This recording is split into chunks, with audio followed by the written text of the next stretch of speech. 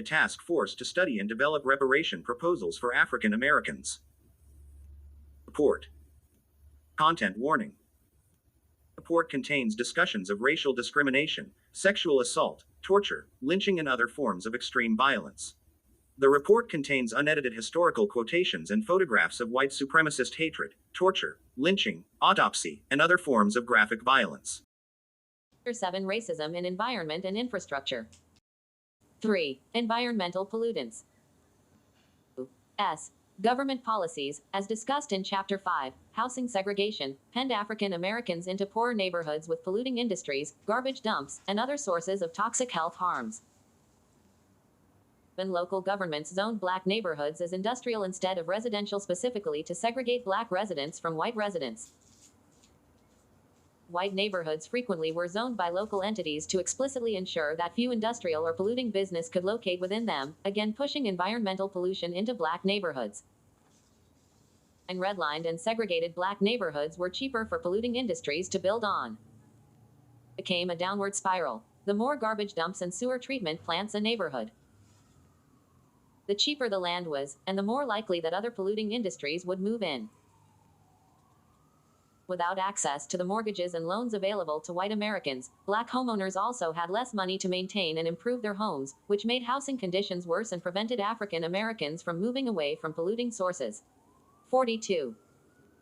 Communities across the country still experience higher rates of pollution and the negative health outcomes caused by exposure to pollutants. 43. Americans are exposed to greater pollution from virtually every polluting source when compared to white Americans, including hazardous waste, heavy industry, vehicle traffic, construction, all of which can be partially attributed to redlining and other historical discrimination. Or hazardous waste. So pollution that has been continuously prevalent in black communities as hazardous waste sites. Pollution has been shown to correlate with increased rates of asthma, cancer, lung disease, and heart disease. For example, in 2020, the New York Times Magazine profiled the story of Kylan Johnson, a black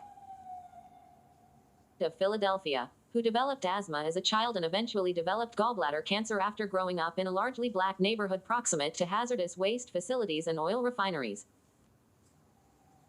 After recovering from surgery and chemotherapy, Johnson and a neighbor documented over 24 close relatives who were diagnosed with some form of cancer, many rare, and many at unusually young ages. 47. Americans have long been disproportionately exposed to these harms. As of 1983, approximately 3 out of every 4 communities in which hazardous waste landfills were found were predominantly black. In 1991, the Federal Environmental Protection Agency acknowledged that a disproportionate number of toxic waste facilities were found in black neighborhoods throughout the country.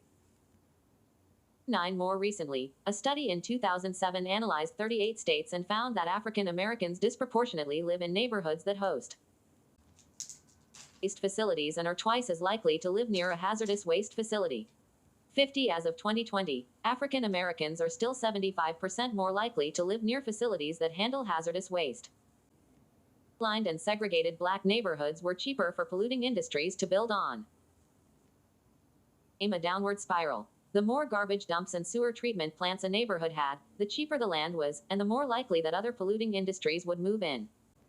Moreover, studies have shown that the EPA's handling of toxic waste cleanup sites, i.e., called Superfund sites, or former industrial sites polluted with dangerous levels of hazardous waste, has consistently favored white communities over minority communities.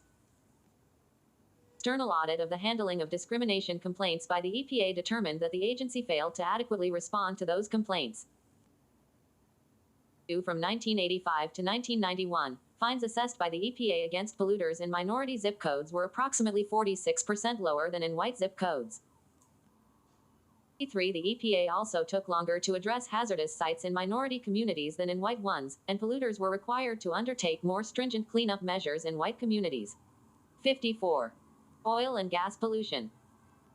Oil and gas industry, as permitted by governmental entities, has also imposed disproportionate environmental harms on African Americans. Gas extraction is associated with various carcinogenic pollutants, including benzene.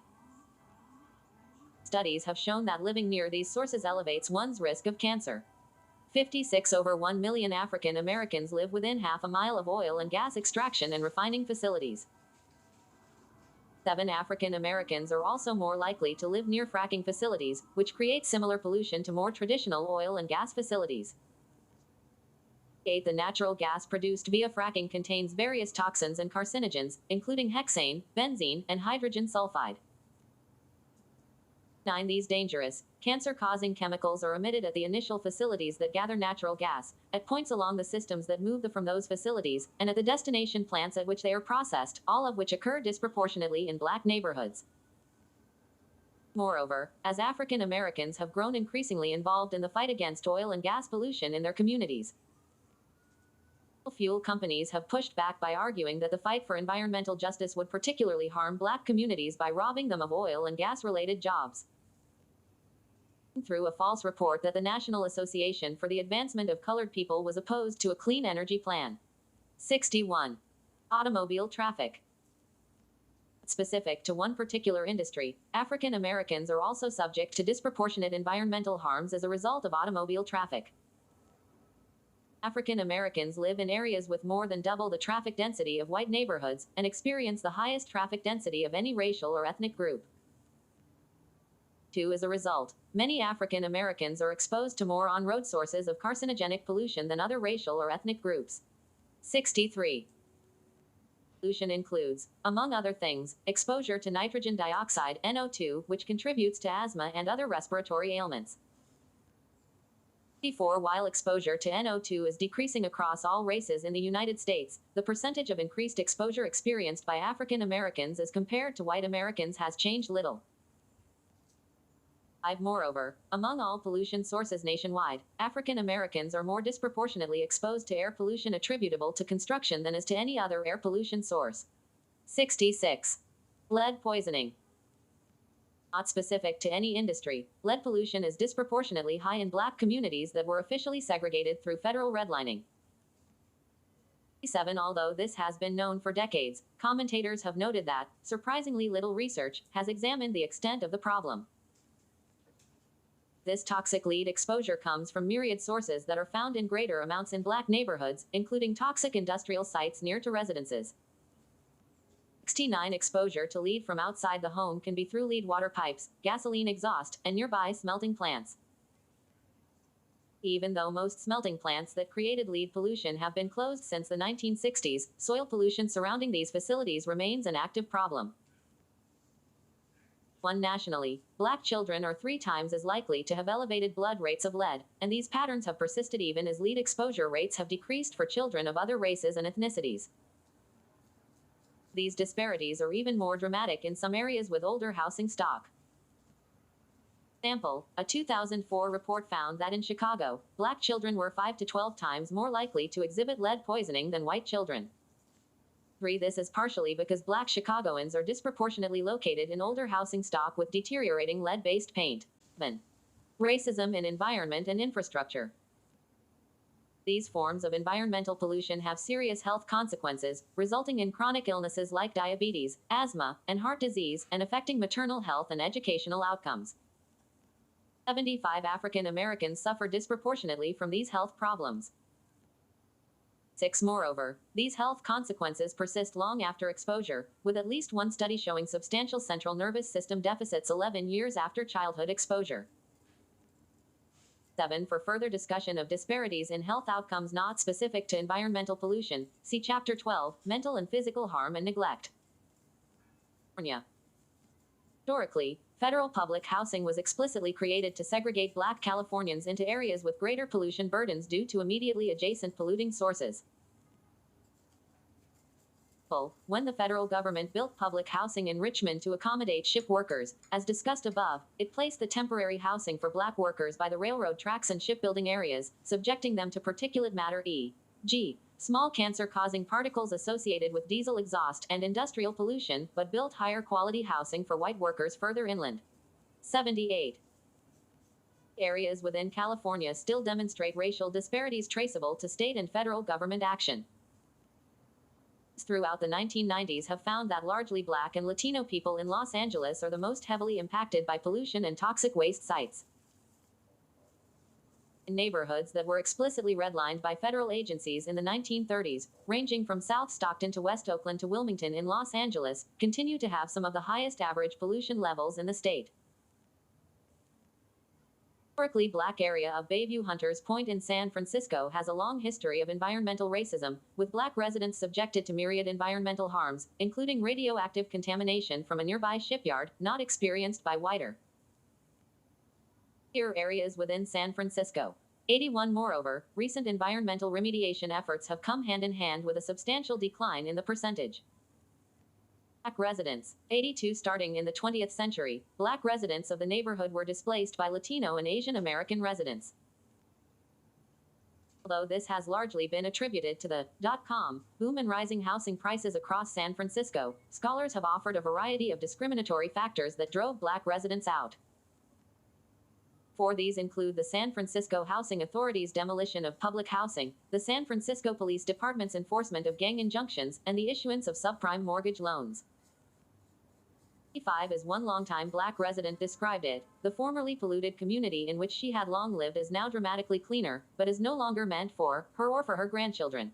86 The divisions between the wealthier, white, hills of Oakland, California and the poorer, black, flats, that were first established by federal redlining have remained today. Black residents of the low-lying areas still subject to far greater environmental pollutants. In Oakland's earlier days, redlining placed black Californians in these flats, adjacent to various heavy industries and manufacturing centers, acknowledging that the housing available was of low quality and subject to noticeable industrial odors. In the 1950s through the 1980s, substantial freeway construction projects placed substantial pollution burdens on all of the low-lying areas in Oakland, including in the few parks and other green space available to them. Residents of these areas continue to experience quantifiably greater health consequences, such as emergency room visits due to asthma. 90 exist across California with respect to facilities that handle hazardous waste. Los Angeles has 1.2 million people living near facilities that handle hazardous waste, and 91% of them are people of color. 91 African Americans live near hazardous waste facilities at rates higher than other people of color as a whole. This is true elsewhere in California, leading to increased lifetime cancer risks for black Californians that correlate with exposure to outdoor air toxins. 93 The case nationwide, the oil and gas industry disproportionately affects black Californians.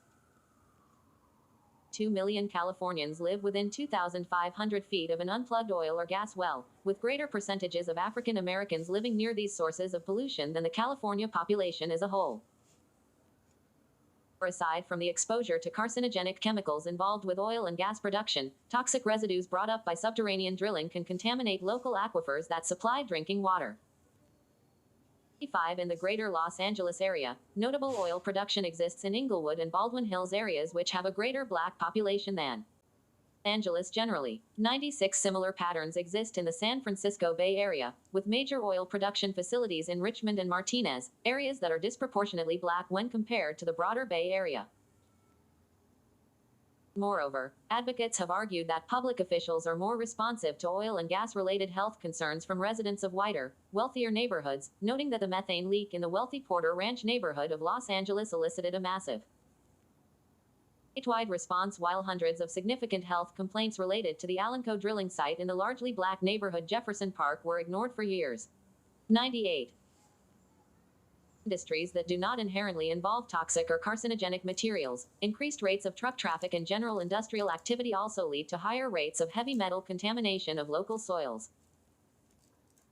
And those soils are disproportionately found in the backyards, playgrounds, and urban gardens of black Californians. 100 This heavy metal contamination poses a wide array of serious consequences, including increased susceptibility to asthma, inflammation, pregnancy complications, high blood pressure, osteoporosis, kidney damage, and even Parkinson's disease. 101 It also can prevent safe urban gardening in neighborhoods that would desperately benefit from it. 102 On average, black Californians breathe in about 40% more particulate matter from cars, trucks, and buses than white Californians. 3 Black Californians are exposed to a higher amount of PM 2.5, fine particles emitted by diesel engines, at a rate of 43% higher than white Californians, the highest rate of any racial or ethnic group. 104 Black Californians also were exposed to disproportionately high levels of air pollution from other infrastructure-related non-mobile sources, such as shipyards, factories, warehouses, and aviation. 5. These sources of air pollution are a primary reason that African Americans have the highest rates of asthma among all groups in California, 106, leading to asthma-related deaths at a rate of 2 to 3 times higher than any other racial or ethnic group. 107. Exposure to small particulate matter from cars, trucks, and buses is also tied to increased risk of heart and lung disease. 108.